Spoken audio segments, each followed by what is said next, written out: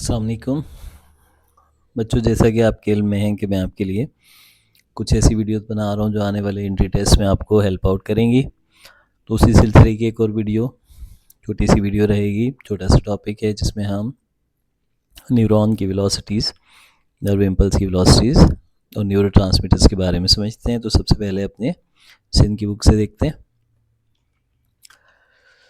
तो बच्चों यहाँ बताया जा रहा है हमें कि जो वेलोसिटीज़ होती हैं नर्व इम्पल्स की, वो मेनली आपको याद रखना है कि एक्शन पोटेंशियल जब ट्रांसफ़र होता है तो उसे रैपिड ट्रांसफ़र चाहिए। इसके लिए एनिमल्स में दो तरीके हैं। पहला तरीका तो ये है कि डायमीटर थिक होना चाहिए, यानी एक्सॉन जितना ज़्यादा थिक होगा। दूसरा तरीका ये है कि माइलिनेशन होनी चाहिए। एक्चुअली माइलिनेशन की वजह से वो थिक होता है। अब देखें यहाँ पर ये बात इसलिए की है कि अगर ऐसा होगा तो रेजिस्टेंस जो है, आप जानते हैं कि इलेक्ट्रिक करंट में रेजिस्टेंस के हिसाब से हम बात करें तो वो इन्वर्सली प्रोपोर्शनल होती है क्रॉस सेक्शनल एरिया के। यानी जितना कम एरिया होगा, ठीक है, थिकनेस कम होगी तो रेजिस्टेंस ज़्यादा होगी। तो जितना ज़्यादा डायमीटर है उतनी ही कम रेजिस्टेंस है। तो यहाँ ये बता रहे हैं हमें कि जो थिन एक्सॉन्स हैं उनमें 100 मीटर पर सेकेंड की स्पीड होती है, ठीक है। और इसी तरह से अगर हम आगे बात करें तो ये हमें बताएगा कि माइलिनेटेड न्यूरॉन्स में आपके पास स्पीड काफ़ी ज़्यादा है, जो अप्रॉक्सीमेटली 150 तक पहुंचती है। अभी इसके रीज़न क्या है? एक तो हमने देखा डायमीटर, ठीक है। दूसरा माइलिनेशन। माइलिनेशन से क्या फ़ायदा होगा कि जो एक्शन पोटेंशियल है वो ट्रांसफ़र होगा सिर्फ और सिर्फ, देखें, नोड्स टू नोड्स, ठीक है। आप देख रहे हैं पोटेंशियल सिर्फ यहीं जनरेट हो रहा है। नॉन माइलिनेटेड में कंटिन्यूस जनरेट होगा, तो इसमें हमारे पास जो इम्पल्स ट्रांसफ़र स्पीड है वो कम होगी। सिमिलरली बेटा यहाँ बताया जा रहा है कि एक्स्ट्रासेलुलर फ्लूइड जो है वो भी सिर्फ इन्हीं रीजन्स पर कांटेक्ट में होगा जहाँ नोड्स होंगी। तो इट मीन्स जो भी हमारे पास डीपोलराइजेशन रीपोलराइजेशन होगी वो भी इसी जगहों पर होगी। अब एक और पॉइंट याद रखना है इस टॉपिक से, वो ये है कि जब इम्पल्स जंप करती हैं नोड टू नोड तो इसे हम कहते हैं साल्टेटरी कंडक्शन, ठीक है। इसमें बेटा यही चंद बातें याद रखने के लिए हैं। आगे बढ़ें तो हमें न्यूरोट्रांसमीटर्स की क्लासिफिकेशन मिलती है। एक्साइटेटरी बेटा आप सिंपल याद रखेंगे जो सोडियम को अलाउ करेगा, यानी डीपोलराइजेशन करवाएगा मेम्ब्रेन की, ठीक है। अब ये कह रहे हैं ये जो बाइंडिंग होती है न्यूरोट्रांसमीटर्स के रेसेप्टर के साथ, इसे हम कहते हैं excitatory post synaptic potential EPSP. कौन कौन से ऐसे एक्साइटेटरी न्यूरोट्रांसमीटर हैं? एसिटाइल कोलिन को याद रख लें, ये एक्साइटेटरी भी है, ये इनहिबिटरी भी है, डिपेंड करेगा रिसेप्टर पर। बायोजेनिक अमाइंस में अगर हम देखें जो अमाइनो एसिड से ड्राइव होते हैं वो है एपिनेफ्रिन, नॉर एपिनेफ्रिन, ठीक है। ये हार्मोन्स में भी होते हैं और क्लोजली रिलेटेड कंपाउंड डोपामिन, ठीक है। एक और हमारे पास बायोजेनिक अमाइन है सीरोटोनिन। तो nor epinephrine autonomic nervous system में काम करता है, याद रखना है, ठीक है। एपिनेफ्रिन आपके पास मेनली सीएनएस में, और ये सीएनएस में ऑटोनॉमिक नर्वस सिस्टम से रिलेटेड काम करेगा। डोपामिन सीरोटोनिन का काम मूड स्टेबलाइजर भी है और ये स्लीप, मूड, अटेंशन, लर्निंग को भी कंट्रोल करते हैं। तो अगर इनका इम्बेलेंस होगा इन सब चीज़ों को अफेक्ट करेंगे। तो इसमें एक कंडीशन दिखाई है हमें पार्किंसन, जिसमें लो लेवल्स हो जाते हैं डोपामिन के, और स्किज़ोफ्रेनिया या शिज़ोफ्रेनिया जिसमें एक्सेस लेवल होते हैं डोपामिन के। इनहिबिटरी न्यूरोट्रांसमीटर क्या करेंगे बेटा? या तो ये हाइपर पोलराइजेशन करवाएंगे। हाइपर पोलराइजेशन से क्या होगा, ये सोडियम के चैनल्स को ओपन करेंगे या फिर क्लोराइड का इनफ्लक्स, पोटाशियम का आउटफ्लक्स, पोटाशियम आउटफ्लक्स और क्लोराइड इनफ्लक्स करवाएंगे, जिसकी वजह से मेम्ब्रेन जो है वो मोर नेगेटिव हो जाएगी। और जब मोर नेगेटिविटी होती है तो उसको हम क्या कहते हैं? Hyper polarisation. तो सिमिलरली बेटा जो बाइंडिंग है यहाँ भी रेसेप्टर्स की, उसे कह रहे हैं इनहिबिटरी पोस्ट सिनेप्टिक पोटेंशियल, आईपीएसपी। कौन कौन से केमिकल्स हैं यहाँ इनहिबिटरी में? गामा अमाइनो ब्यूटारिक एसिड, जिसे गाबा भी कहते हैं, ग्लाइसिन, ग्लूटामेट और एस्पार्टेट। फेटल से अगर हम इसे देखें तो इन्होंने भी तकरीबन वही बात लिखी है, बस इन्होंने कहा है कि नॉन माइलिनेटेड फाइबर्स में जो इम्पल्स की स्पीड होती है 1 to 3 मीटर्स है, जबकि माइलिनेटेड में ये 120 मीटर्स तक है। और यहाँ ये बात भी बता रहे हैं कि ये स्पीड माइलिनेटेड में तकरीबन 50 टाइम्स बढ़ जाती है। फिर से बेटा वही नोड्स की बात की है, स्किप करते हैं। अब इन्होंने एक और चीज़ बताई है कि जहाँ भी माइलिन शीथ होगी, एक तो वो इंसुलेटिंग शीथ है, साथ साथ ये लॉस ऑफ एनर्जी को भी बता रही है, यानी एनर्जी एक्सपेंडिचर कम होगा, क्योंकि माइलिनेटेड न्यूरॉन्स को कम एनर्जी चाहिए होगी, वो नोड टू नोड ट्रांसफ़र होंगे। बाकी बेटा डायमीटर की बात की है, ठीक है। अब ये कह रहे हैं कि जो सिनेप्स पर आपके न्यूरोट्रांसमीटर या इम्पल्स की ट्रांसमिशन है, इसको थोड़ा सा टाइम लगता है। कितना टाइम? तकरीबन मिली सेकेंड्स में।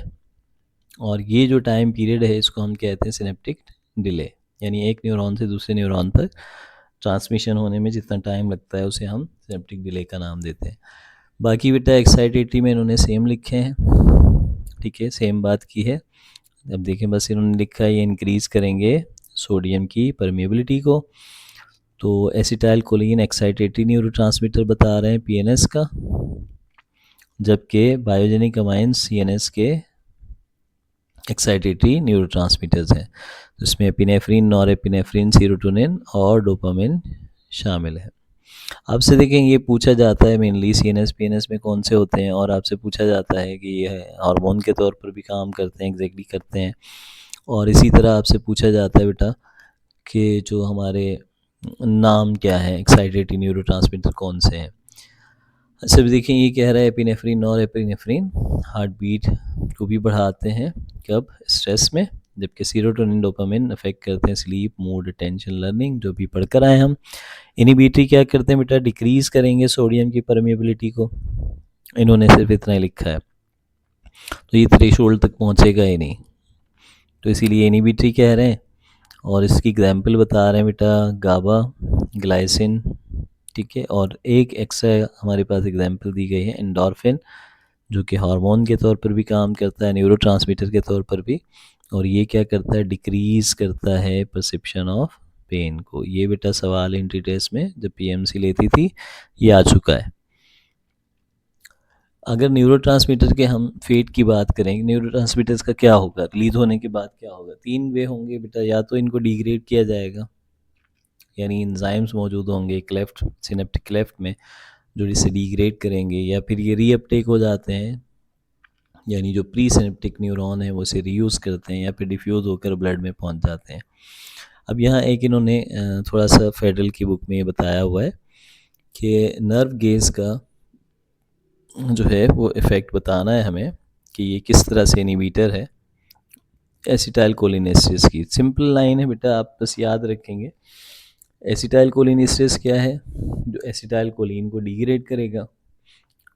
अब अगर एसिटाइल कोलिनेस्टरेज का एंजाइम ही नहीं है, अब एसिटाइल कोलिन का काम क्या है? एसिटाइल कोलिन जो है वो मसल्स पर काम करता है ताकि मसल्स कॉन्ट्रैक्ट करें। इट मीन्स ये मुस्तकिल तौर पर मौजूद है, एसिटाइल कोलिन मुस्तकिल तौर पर मौजूद है, तो क्या होगा? कंटिन्यूस सिर्फ कॉन्ट्रैक्शन ही रहेगी।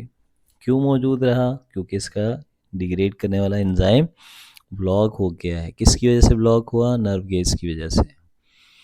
तो नर्व गेज देखें ब्लॉक कर रही है। अब नर्व गेज या सेरिन, ठीक है, सेरिन इसका नाम है। क्या वजह है ये ऐसा कर सकती है? तो आपने एंजाइम्स के इनिबिटर्स पढ़े थे, तो हम देखें यहाँ पर ये बताएगा कि जो एक्टिव साइट्स हैं वो एसिटाइल कोलिन और सेरिन से मैच करती हैं। तो ये कह रहा है कि अगर हमारे मसल्स हुए डायफ्राम के, जहाँ ये मुस्तकिल तौर पर कॉन्ट्रैक्शन करवाएंगे, तो कोई भी पर्सन ब्रीथ नहीं कर पाएगा, इसलिए ये एक्सट्रीमली टॉक्सिक है। और एक ड्रॉपलेट भी किसी पर्सन को किल कर सकता है, लिक्विड और गैसियस दोनों फॉर्म्स में सेरिन हो सकता है। बाकी केपीके में देखें तो तकरीबन बेटा वही बातें लिखी हुई हैं जो हमारे पास इनमें है। एक्साइटेटरी न्यूरोट्रांसमीटर्स में इन्होंने बताए हुए हैं एसिटाइल कोलिन, ठीक है, और इनिबिटरी भी होते हैं, इसमें एग्जांपल में सीरोटोनिन दिया हुआ है। एक बस एक्स्ट्रा बात यह है बेटा कि यहाँ पर 100 टाइप्स की बता रहे हैं न्यूरोट्रांसमीटर्स हैं, और जो मेजर ग्रुप हैं हमारे पास वो कौन कौन से हैं मेजर क्लासेस में? एसिटाइलकोलिन एक ग्रुप है, बायोजेनिक अमाइन दूसरा ग्रुप है, अमाइनो एसिड्स, न्यूरोपेप्टाइड्स और सम गैसेस भी। अच्छा, बाकी बेटा बातें तकरीबन सेम लिखी हैं जो हमारी सिंध की बुक में है और यहाँ केपीके में, कोई डिफरेंस नहीं है। लास्ट में बस इन्होंने वही बात बताई है जो मैंने पिछले ग्राफ में आपको बताई कि न्यूरोट्रांसमीटर्स या तो ट्रांसपोर्ट हो जाते हैं प्रीसिनेप्टिक मेम्ब्रेन में, रीअपटेक हो जाते हैं, या फिर इनको एंजाइम्स मौजूद होते हैं जो डाइजेस्ट कर लेते हैं ठीक है, या फिर हमारे पास ये डिफ्यूज़ हो जाते हैं ब्लड में। तो यहाँ इन्होंने बस इस बात को ऐसे बताया है कि हमारे पास ये जो वेसिकल्स हैं ये ट्रांसपोर्ट कर दी जाती है न्यूरोग्लियल सेल्स की तरफ, ताकि ये मेटाबोलाइज होकर फ्यूल के तौर पर यूज़ हो सकें। बाकी बेटा आखिरी लाइन को देख लें ज़रा, इन्होंने कहा है कि न्यूरोट्रांसमीटर की अगर एंजाइम्स की बात करें तो एसिटाइलकोलिन को हाइड्रोलाइज करने के लिए एसिटाइलकोलिन ईस्ट्रेज है, जबकि एड्रीनलिन को मोनोअमाइन ऑक्सीडेज डिग्रेड करते हैं।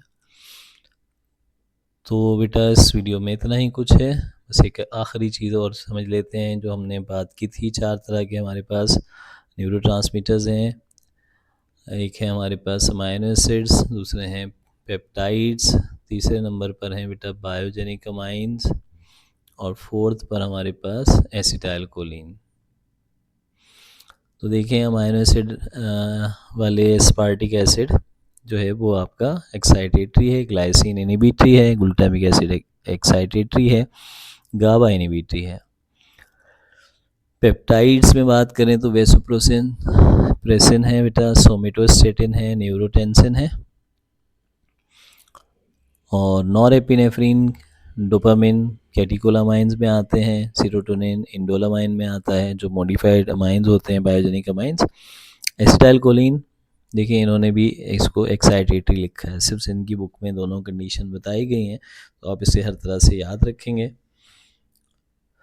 थैंक यू सो मच बेटा, आज के लिए इतना ही। अगली वीडियो का इंतज़ार करें और मुझे कमेंट में बताया करें कि आपको कौन सी वीडियोस चाहिए, तो मैं उसी से रिलेटेड आपके लिए वो हेल्पफुल वीडियो बनाऊं। थैंक यू सो मच, अल्लाह हाफ़िज़।